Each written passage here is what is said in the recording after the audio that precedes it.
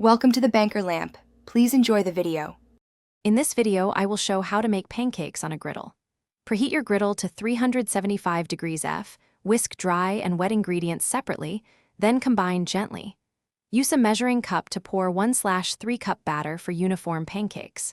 Cook until bubbles form and edges set, then flip once and finish until golden brown.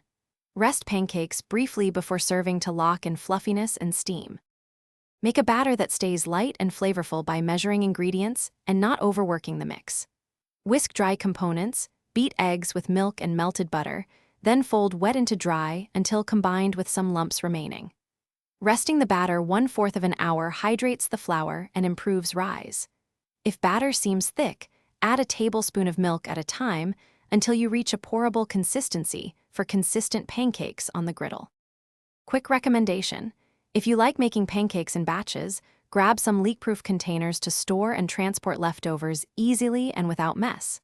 These containers keep pancakes fresh and stack neatly so you can meal prep a week of breakfasts or bring brunch to friends. If you are finding this helpful, please subscribe and like so I can make more quick kitchen guides.